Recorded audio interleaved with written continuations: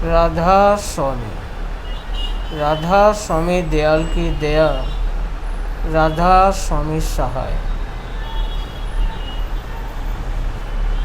जीव जगत में बहुत सी उलझनों और परेशानियों से घिरा ही रहता है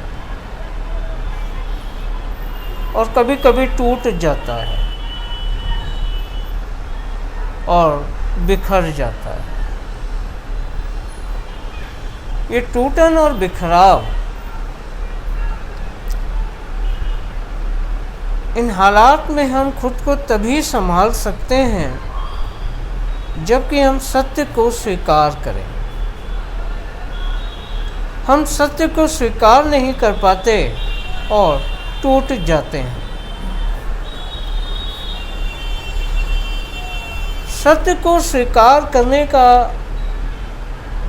तरीका क्या है? कैसे हमारे अंदर वो बल और सामर्थ्य आए कि हम सत्य को स्वीकार कर सकें? इसके लिए ये निश्चय दृढ़ होना जरूरी है कि हर मौज कबूल। नियत और नियति, ये दो बातें हमारे जीवन में बड़ी मुख्यता से काम करती हैं और दोनों ही हमें नज़र नहीं आती। एक नियत, नियत हमारा लक्ष्य या उद्देश्य नहीं है। नियत हमारी सकारात्मक या नकारात्मक सोच है। सोच सकारात्मक है या नकारात्मक, इसका निर्णय कौन करेगा? इसका खुद को परखने का उपाय यही है। अक्सर लोगों को कहते सुना कि मेरा दिल कुछ कहता है और दिमाग कुछ कहता है, मैं क्या करूं समझ में नहीं आता है। तो ये जो दिल और दिमाग की लड़ाई है, यही सकारात्मक और नकारात्मक सोच है। दिल में जो भाव उठता है वो हमेशा सकारात्मक ही होता है। भाव कभी नकारात्मक हो ही नहीं सकता, क्योंकि वो सुरत का चैतन्य प्रभाव है। मन में जो विचार उठता है वो विकार से रहित हो ही नहीं सकता, चाहे हम सद्विचार ही क्यों ना कहें या हम सात्विक विचार ही क्यों ना कहें। काम अंग तो उनमें भी निहित होता है। बिना काम के कोई कर्म नहीं होता और बिना विचार के कोई कर्म प्रकट नहीं होता।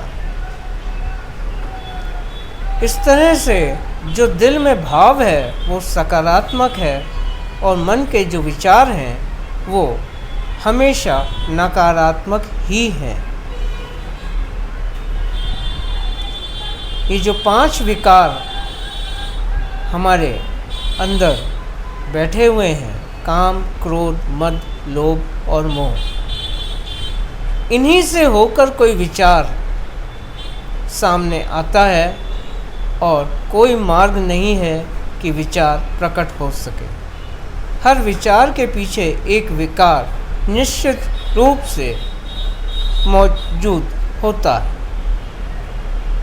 इसलिए मन के विचार नकारात्मक हैं और हृदय के भाव सकारात्मक हैं। तो जब भी इस उलझन में फंसें कि दिल की सुनूं या दिमाग की, तो दिल की सुनना ही बेहतर होता है, जो कि तत्कालीन लाभ बेशक ना दिखे पर भविष्य में सकारात्मक प्रभाव ही लाता है।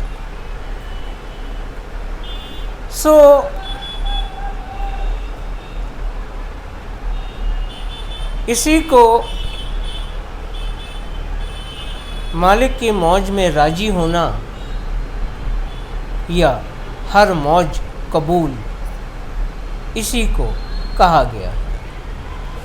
तो जब हम जीवन की उलझनों, मुसीबतों और परेशानियों से ज़्यादा घबरा जाते हैं, तब अभ्यास शुरू करने से पहले या बाद में सुमिरन की स्थिति में, जबकि हम सच्चे दिल से मालिक को याद करते हैं, पूरे विश्वास और प्रेम के साथ, यही नियत है। सच्चा प्रेम और विश्वास ही नियत है जो सकारात्मक है, और विश्वास ये कि हाँ मालिक तू है।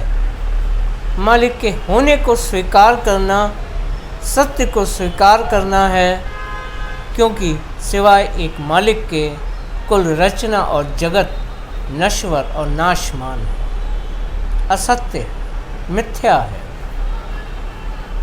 तो जब हम सत्य को स्वीकार करते हैं, तब सत्य हमें स्वीकार करता है, और इस तरह एक सूरत प्यारी हो जाती है। इस तरह सुमिरन यानी याद की स्थिति में इस विश्वास के साथ कि मालिक तू है, ये नियत है और मैं तेरा अंश, यही हमारी नियति है, जिसे कोई बदल नहीं सकता, चाहे हम आज समझ पाएं या ठोकर खा के समझें। समझना तो एक दिन यही पड़ेगा। हर जीव की नियति यही है कि वो मालिक का अंश है और मालिक में ही समा जाना है, और यही नियत और नियति राधा स्वामी मत का आधार है।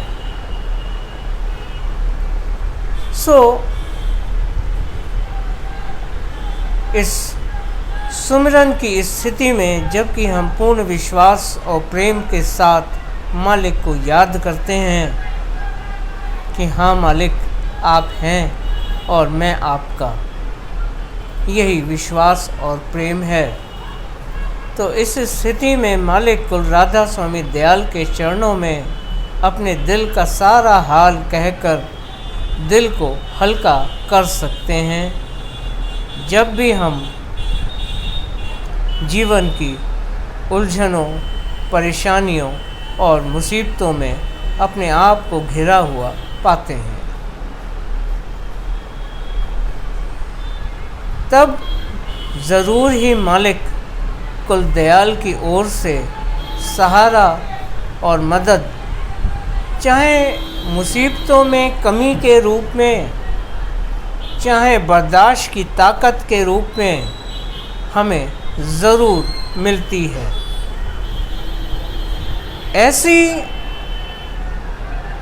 ऐसे वक्त में हमें हर हालत को और हर हालात को, यानी हर स्थिति और परिस्थिति को मंजूर करते हुए, स्वीकार करते हुए खुद को मालिक कुल दाता दयाल की मौज और रज़ा पर ही छोड़ देना उचित होता है।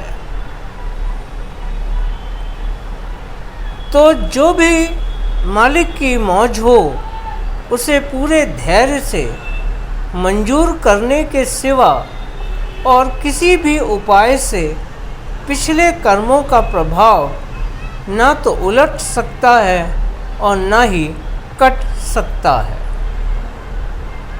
कुल मालिक राधा स्वामी दयाल की दया, मेहर और मौज के बिना कभी सूली का कांटा हो नहीं सकता।